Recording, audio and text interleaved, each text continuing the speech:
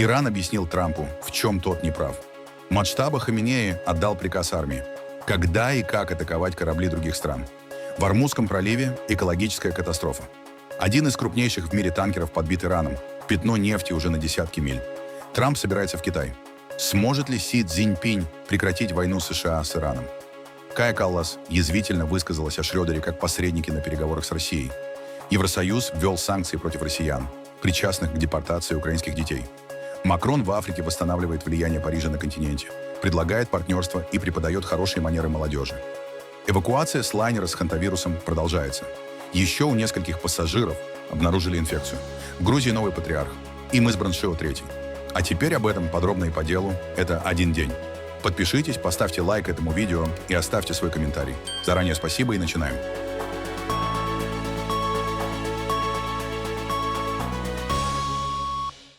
Тегеран назвал свои предложения по прекращению войны с США и разблокированию Ормузского пролива законными и щедрыми.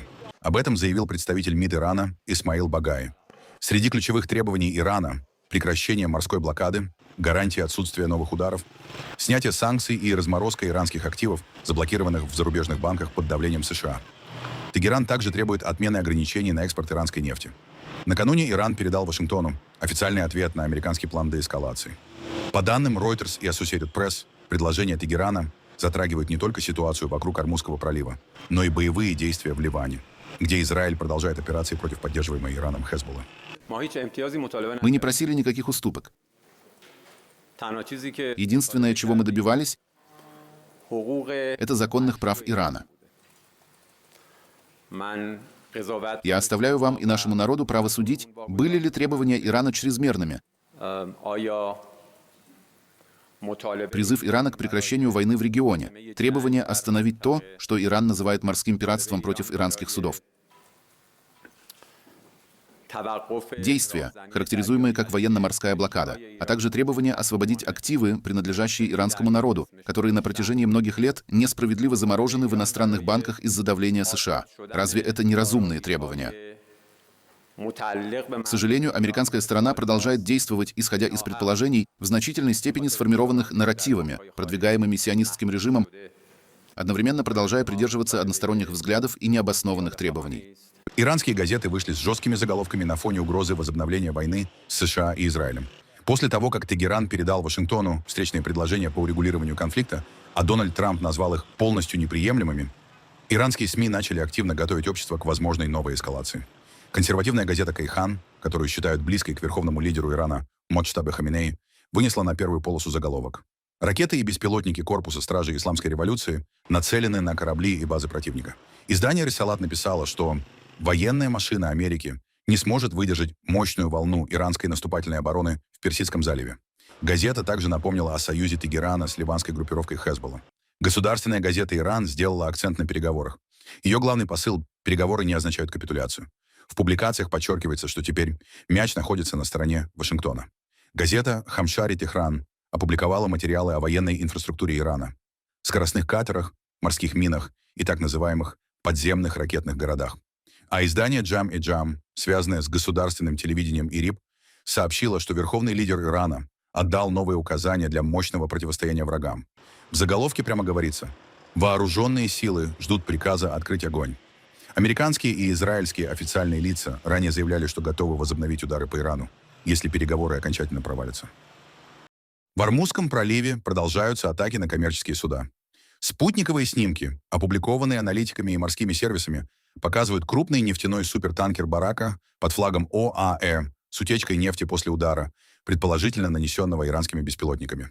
Танкер принадлежит государственной нефтяной компании ADNOC. По данным аналитиков, судно ранее тайно перегрузило нефть другому танкеру восточнее ОАЭ, а затем было атаковано при возвращении за новым грузом. Рядом со судном также заметили активность скоростных катеров. ADNOC осудила нападение. Одновременно Южная Корея резко раскритиковала атаку на грузовое судно HMM Наму в районе ОАЭ. В Сеуле заявили, что судно находилось в международных водах и не нарушало никаких ограничений. Наше правительство придерживается позиции, что нападения на гражданские суда, включая HMM Наму, не могут быть ни оправданы, ни допущены, и мы самым решительным образом это осуждаем. В ходе дальнейшего расследования мы установим, кто стоял за атакой, точную модель ее физические характеристики и другие детали. На основании этих выводов мы рассмотрим необходимые ответные меры. Европейские биржи начали неделю без резких движений, но инвесторы нервничают из-за ситуации вокруг Ирана и Ормузского пролива. Главная причина – новые проблемы в переговорах между США и Ираном. Президент США Дональд Трамп назвал ответ Тегерана на американский мирный план совершенно неприемлемым. После этого цены на нефть снова пошли вверх. Инвесторы опасаются, что конфликт может еще сильнее ударить по поставкам нефти и газа через Ормузский пролив, один из главных маршрутов мировой торговли энергоресурсами. На торгах в Европе британский индекс FTSE немного вырос, а французский и немецкий рынки, наоборот, снижались. Сейчас внимание рынков также приковано к возможной встрече Дональда Трампа и лидера Китая Си Цзиньпина.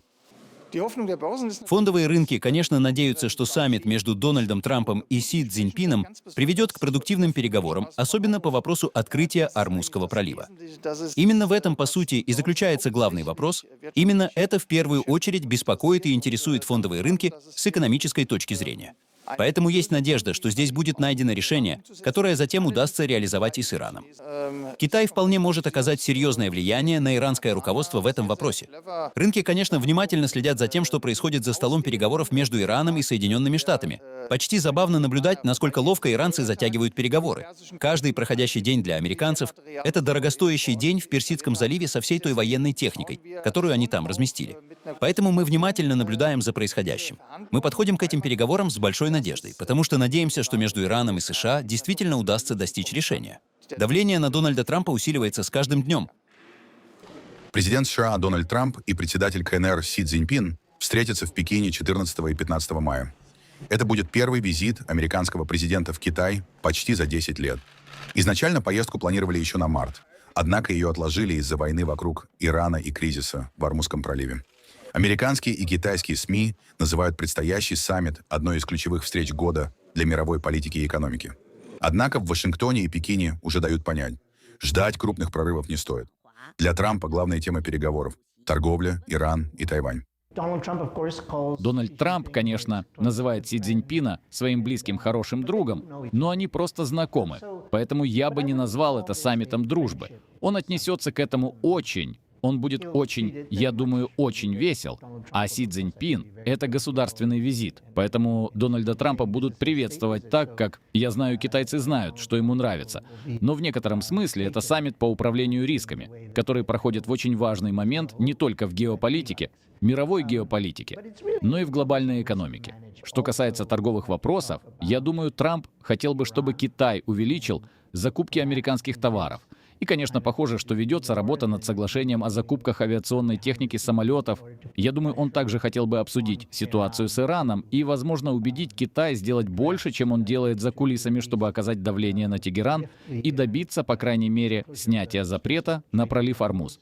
Но аналитики отмечают, влияние Китая на Иран на Западе часто переоценивают. Тегеран остается самостоятельным игроком и не выполняет автоматически пожелания Пекина. А в последние недели у Пекина появилась еще одна тема – санкции против китайских нефтеперерабатывающих заводов, покупающих иранскую нефть. Китай решительно выступает против незаконных односторонних санкций, не имеющих оснований в международном праве и не санкционированных Советом Безопасности ООН. Мы неизменно требуем, чтобы китайские предприятия вели свою деятельность в соответствии с законами и нормативными актами и будем решительно защищать законные права и интересы наших компаний. Что касается ситуации вокруг Ирана, Китай уже неоднократно ясно излагал свою принципиальную позицию. Нынешний приоритет – сделать все возможное для предотвращения возобновления боевых действий, а не использовать конфликт для злонамеренного связывания и очернения других стран. Для Китая главные задачи саммита – стабильность, международный статус и вопрос Тайваня. Пекин крайне заинтересован в спокойствии на Ближнем Востоке, поскольку Китай остается одним из крупнейших импортеров нефти и газа из региона. Любая блокада Ормузского пролива напрямую бьет по китайской экономике. Кроме того, Си Цзиньпин пытается показать Китай как более стабильную и предсказуемую мировую силу на фоне конфликтов и кризисов. Я думаю, Си Цзиньпин захочет добиться стабильности, попытается заставить Соединенные Штаты задуматься о том, как разрешить конфликт на Ближнем Востоке, в Персидском заливе и обеспечить большую стабильность в регионе, потому что это повлияет и уже влияет на энергоснабжение Китая. Я думаю, Си Цзиньпин также стремится к созданию ощущения статуса, если хотите, что Китай демонстрирует ответственность, стремится к стабильности в мире, ведет себя ответственно, пытается сделать все возможное за кулисами для разрешения этих конфликтов. И тогда, я думаю, здравый смысл, по крайней мере с точки зрения Пекина, внесет некоторую ясность в ситуацию с Тайванем. Сможет ли Дональд Трамп хотя бы в какой-то мере смягчить позицию Японии или, по-своему, сформулировать и переформулировать традиционную позицию США по Тайваню, которая устраивает Пекин? При этом торговая война между двумя странами никуда не исчезает. Споры вокруг полупроводников, искусственного интеллекта, электромобилей и высоких технологий продолжают усиливаться. В Белом доме рассчитывают, что Трамп сможет представить даже ограниченные договоренности как крупную дипломатическую победу перед промежуточными выборами в США. Но большинство экспертов считают, саммит скорее станет попыткой снизить напряженность и предотвратить дальнейшее ухудшение отношений, чем настоящим перезапуском диалога между двумя крупнейшими экономиками мира. Нобелевскую лауреатку Наргис Мохаммади временно освободили из иранской тюрьмы после сердечного приступа. Как сообщает Reuters, правозащитницу перевели из тюрьмы в Зинджане в тегеранскую клинику Tehran Pars Hospital. Семья Мохаммади сообщила, что исполнение приговора приостановлено под крупный залог. Напомним, Мохаммади получила Нобелевскую премию мира в 2023 году за кампанию против смертной казни и в защиту прав женщин в Иране. Несколько последних лет она провела в тюрьмах Исламской Республики. Сегодня в Брюсселе прошла встреча министров иностранных дел Европейского Союза. На повестке дня ситуация вокруг войны США и Израиля с Ираном, энергетическая безопасность Евросоюза и высказывание Путина о возможности встречи с Зеленским и скором окончании войны. Вот наиболее важные заявления главы европейской дипломатии Кая Каллас. О ситуации вокруг Ирана. Сегодня господин Трамп отверг иранскую сделку, или что бы там ни предлагалось. Вы продвигаете политическое решение. Но можете ли вы сказать, что именно вы предлагаете, помимо самого призыва к политическому решению? И еще, в рамках Аспидес вы сейчас планируете изменить планы. Это будет выход из международной коалиции. Какую роль операция будет играть? Да, как я уже сказала, мы поддерживаем дипломатическое решение и также взаимодействуем со странами, которые выступают посредниками между двумя сторонами. Мы также работаем со странами Персидского залива, потому что у нас одинаковые опасения. Даже если будет достигнуто прекращение огня, все равно необходимы долгосрочные переговоры об угрозах, которые Иран представляет для региона. Речь идет не только о ядерной программе, где мы, кстати, предложили свою экспертизу, потому что у нас есть специалисты, которые раньше уже вели переговоры по ядерным соглашениям. Но речь также идет и о других угрозах, которые Иран представляет для соседних стран. Это прокси-группы, ракетная программа, а также их гибридная и киберактивность в Европе. Поэтому мы обсуждаем и тот момент, когда мы станем частью архитектуры безопасности стран Персидского залива, потому что мы смотрим на это одинаково. Это наше непосредственное соседство, и все это напрямую влияет на нас. Но, конечно, прямо сейчас основной приоритет — это первый этап — остановить войну и открыть Ормузский пролив. И здесь, разумеется, американцы и Иран ведут переговоры напрямую между собой. Мы можем только поддерживать их, но не можем принимать решения от их имени. Также Кая Каллас прокомментировала перемирие между Россией и Украиной и предположение Владимира Путина о том, что бывший канцлер Германии Герхард Шрёдер мог бы представлять Европу на будущих переговорах с Москвой по вопросам европейской безопасности. Конечно, мы увидели, что это перемирие, которого хотел Путин, было лишь очень циничным шагом, чтобы защитить свой парад, тогда как на самом деле продолжались атаки на мирных жителей Украины. Украина соблюдала перемирие, как и ранее предлагала безусловное прекращение огня, чего Россия фактически не сделала. Но сегодня мы также рассчитываем продвинуться вперед с санкциями против тех людей, которые участвуют в работе с украинскими детьми, депортированными из Украины в Россию. У нас также будет мероприятие высокого уровня, посвященное украинским детям, как действительно вернуть их домой. Что еще международное сообщество может сделать? Потому что происходящее с этими детьми — это ужасно. Что вы думаете о предложении Путина назначить Герхарда Шрёдера переговорщиком от Европейского Союза и обо всех этих идеях Москвы, что Украина должна вывести войска из Донбасса для начала устойчивых переговоров? Ну, во-первых, если мы дадим России право назначать переговорщика от нашего имени, это было бы не очень мудро. Во-вторых, Герхард Шрёдер был высокопоставленным лоббистом российских государственных компаний. Поэтому очевидно, почему Путин хочет видеть именно его, чтобы он фактически сидел по обе стороны стола переговоров. Что конкретно нужно сделать, чтобы действительно вернуть похищенных детей? Какие конкретные шаги может предпринять Евросоюз? Да, это очень хороший вопрос, потому что это чрезвычайно сложно. Военнопленных можно обменивать, но поскольку Украина не депортировала российских детей, невозможно обменивать детей на детей.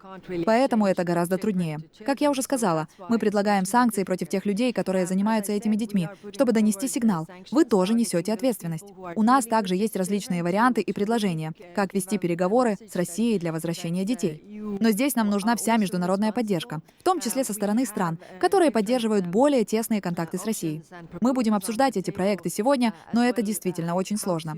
Пытается ли Россия постепенно восстановить в Европе ту же сеть влияния, которая существовала до 2022 года?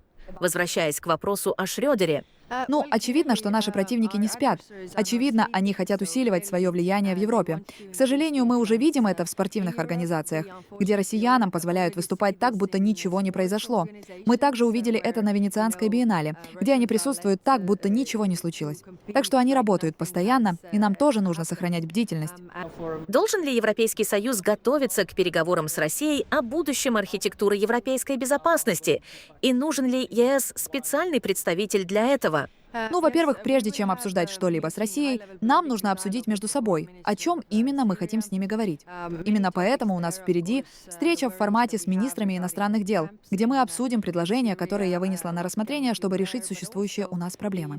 Потому что, опять же, проблема европейской безопасности заключается в том, что Россия постоянно атакует своих соседей, и вопрос в том, как мы можем это предотвратить. А для этого нужны уступки и со стороны России. На прошлой неделе я была в Молдове, там, например, находятся российские войска. Это тоже может быть одним из условий для обеспечения стабильности и безопасности в регионе, чтобы они вывели свои войска. Но, конечно, есть еще много вопросов, связанных с тем, какими должны быть наши требования к России для того, чтобы Европа была стабильной и мирной. Министр обороны Германии Борис Писториус во время неожиданного визита в Киев заявил, что слова Владимира Путина о возможном завершении войны могут быть попыткой ввести всех в заблуждение. Владимир Путин сейчас вновь говорит о том, что война против Украины приближается к завершению. Это, естественно, вызывает вопрос, если он видит приближение конца этой войны, почему бы ему просто не закончить ее самому? Ведь тогда именно он контролировал бы сроки. Однако одновременно он, как всегда, выдвигает условия. И всегда есть опасения, надеюсь, я ошибаюсь, что это очередной обман, но исключать этого нельзя, и, похоже, это часть его гибридной войны, потому что и это тоже стало частью реальности последних лет. Каждый раз, когда речь заходила о прекращении огня или мире, он в итоге играл крапленными картами или действовал совершенно иначе, чем было согласовано или предложено на переговорах. Так называемое трехдневное прекращение огня на выходных также было вновь нарушено. Именно Путин должен положить конец этой войне и террору, а это именно террор, особенно по отношению к украинскому гражданскому населению. Я считаю, что этим подходом Путин в конечном счете пытается отвлечь внимание от собственной слабости. В настоящее время он практически не может показать каких-либо территориальных успехов, а его армия продолжает терять части ранее захваченных территорий. В Кении стартовал саммит Africa Forward, в котором участвуют более 30 африканских лидеров и президент Франции Эммануэль Макрон. Для Парижа это попытка перезапустить отношения с Африкой на фоне заметного ослабления французского влияния, особенно в странах Западной Африки. Саммит впервые проходит не во франкофонной стране, а в англоязычной Кении. Это символический сигнал. Франция пытается выйти за пределы бывших колоний, где ее позиции за последние годы серьезно пошатнулись. После серии военных переворотов Мали, Нигер и Буркина-Фасо сократили сотрудничество с Парижем, вывели французские войска и начали активнее работать с Россией, Китаем и Турцией. На открытии саммита Макрон выступил вместе с президентом Кении Уильямом Руто. Главной темой стали технологии, искусственный интеллект и экономическая независимость Африки. Макрон заявил, что сегодня большинство технологических решений создаются либо в США, либо в Китае, и Европа вместе с Африкой должны строить собственную стратегическую автономию.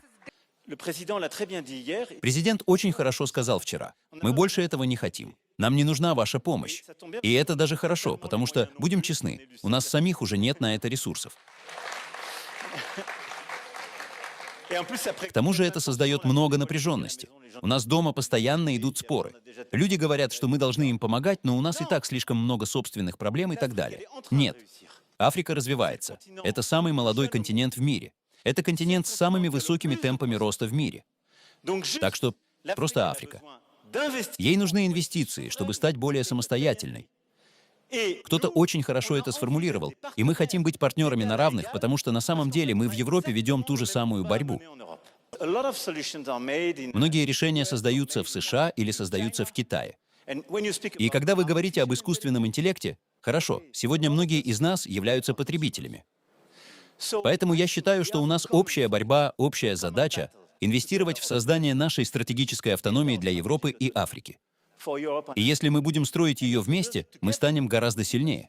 Кения рассчитывает использовать саммит для привлечения французских инвестиций и расширения доступа к общеафриканской зоне свободной торговли, крупнейшему экономическому объединению континента.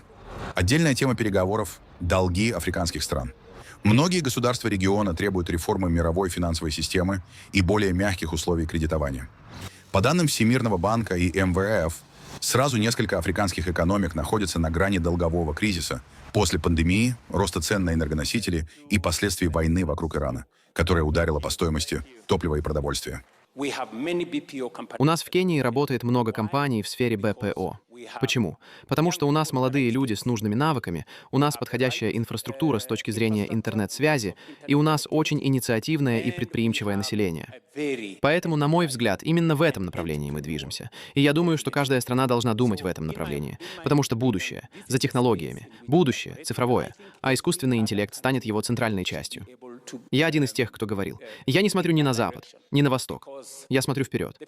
Но теперь вы говорите мне, что вперед — это юг. Так что я буду совершенствоваться. Теперь я буду знать, что говорить. Французские СМИ отмечают, Париж пытается сменить подход, меньше говорить о военном присутствии и больше о технологиях, инвестициях и совместных проектах. Но конкуренция за влияние в Африке сейчас гораздо жестче, чем 10 лет назад. И еще один примечательный момент саммита. Эммануэль Макрон решил уже не впервые преподать публике урок хороших манер. Это случилось во время встречи по теме «Диалог культур». Сходите на наши свалки. Они разрушают окружающую среду. Открытое сжигание мусора, загрязнение воздуха, наши пляжи грязные. Так что... Вы не ждете своей очереди, а мы здесь говорим про порядок. Прошу прощения у всех.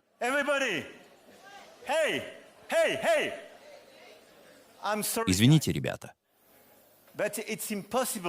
Но невозможно говорить о культуре, когда такие люди, вдохновленные выступающие, приезжают сюда, произносят речь. А вокруг такой шум.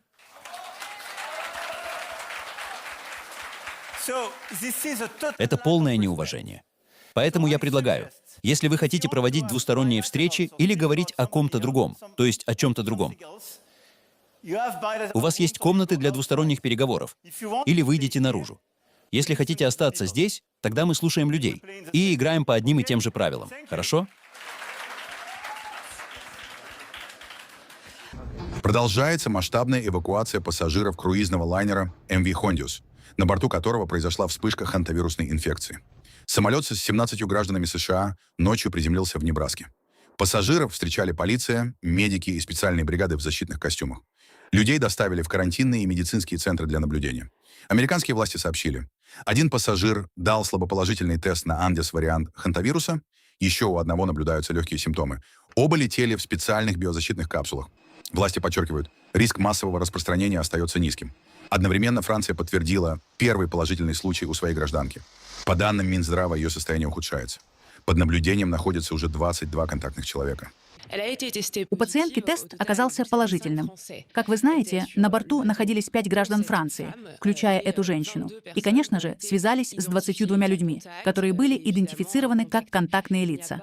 В настоящее время нет причин для паники среди французского народа. Принимаются самые строгие меры. Повторюсь, это совершенно нормально. Это то, чего мы ожидаем от правительства. Мы с предельной бдительностью следим за ситуацией, учитывая, что нам известен этот вирус. Мы еще совершенно не достигли цели. Важно разорвать эту цепочку передачи инфекции, защитить тех, кто находился в тесном контакте, тех, кто пострадал, особенно человека, у которого тест оказался положительным, защитить его близких и, в более широком смысле, защитить французский народ. Но мы совершенно не готовы к такому сценарию. Эвакуация продолжается и в другие страны. Нидерланды вывозят своих граждан, а также пассажиров из Австралии и Новой Зеландии. Греция доставила одного пассажира военным самолетом в Афины и поместила в специальную изолированную палату с отрицательным давлением. Сам лайнер сейчас стоит у берегов Тенерифе, на Канарских островах. По данным испанских властей, с судна уже эвакуировали более 90 человек. Последние пассажиры должны покинуть борт в ближайшие часы, после чего корабль отправится в Роттердам на полную дезинфекцию. Мы заправили судно топливом и будем пополнять его запасы в течение всего утра. Сейчас на борту 54 пассажира и члена экипажа. Мы ожидали 2 самолета, но теперь знаем, что прибудет только 1. В итоге на Канарские острова прибудет только самолет из Нидерландов, после чего мы проведем дезинфекцию нашего порта в соответствии с санитарными протоколами. Когда мы говорим о симптомах, в данном случае, например, с французским пассажиром, мы говорим о лихорадке. Например, когда медицинская бригада корабля поднялась на борт вместе с 4 врачами, которые находились на борту борту тем утром перед высадкой. У всех измерили температуру, и ни у кого из них не было лихорадки. Однако, когда он сел в самолет, у него была лихорадка. Действительно, течение болезни или инфекции очень индивидуально для каждого человека. И, конечно, такое может случиться. Именно поэтому мы ежедневно отслеживаем состояние каждого пассажира. Но это зависит от тестов. Есть тесты, которые, как вы знаете, однозначно положительные, то есть они дают положительный результат. А есть и такие, которые находятся на грани положительного результата. Да, это правда. Такое случалось и во время ковид, но мы считали это положительным результатом. То есть независимо от того, сообщили ли нам власти США о таком погранично положительном результате, или же власти США считают его положительным. И да, это нормально, когда у человека нет симптомов, а потом они начинают проявляться. Всемирная организация здравоохранения рекомендует 42-дневное медицинское наблюдение для всех пассажиров. По официальным данным, с начала вспышки заболели как минимум 6 человек, 3 умерли. Это граждане Нидерландов и Германии. Хантавирус обычно передается через контакт с грызунами. Для Андес-варианта в редких случаях допускается передача между людьми при тесном контакте. Эксперты ИВОЗ подчеркивают, ситуация серьезная, но речь не идет о сценарии, сопоставимом с пандемией COVID-19. Капитан судна Ян Доброговский поблагодарил экипаж и пассажиров за дисциплину и выдержку во время кризиса. В Грузии избрали нового главу православной церкви. 142-м католикосом, патриархом стал митрополит Шио III, в миру Элисбар Муджири. За него проголосовали 22 из 39 членов Священного Синода. Он сменил Илью II, который возглавлял церковь почти 50 лет и скончался в марте в возрасте 93 лет. Шио родился в Тбилиси в 1969 году, окончил консерваторию по классу виолончели, но в начале 90-х ушел в монастырь. Богословское образование получил в Московской духовной академии и позже возглавлял грузинский храм Святого Георгия в Москве. В 2017 году Илья II назначил Шио своим преемником. В 2023 году вокруг митрополита вспыхнул скандал после сообщения об обнаружении в его организме ртути и тяжелых металлов, что вызвало разговоры о борьбе за влияние внутри церкви. Новый патриарх известен консервативными взглядами, но одновременно выступает за межрелигиозный диалог и стабильность на Южном Кавказе. Грузинская православная церковь остается одной из самых влиятельных структур страны. Православными считают себя около 90% жителей Грузии. С Божьей помощью грузинская православная церковь, которая всегда объединяла нацию, была хранителем грузинского языка, традиций и истинной веры, а также защитником исторической памяти, продолжит свой путь. Благодарю Тебя, Господи, за то, что мы, собравшиеся здесь в мире и согласии, продолжаем наше служение церкви и нации.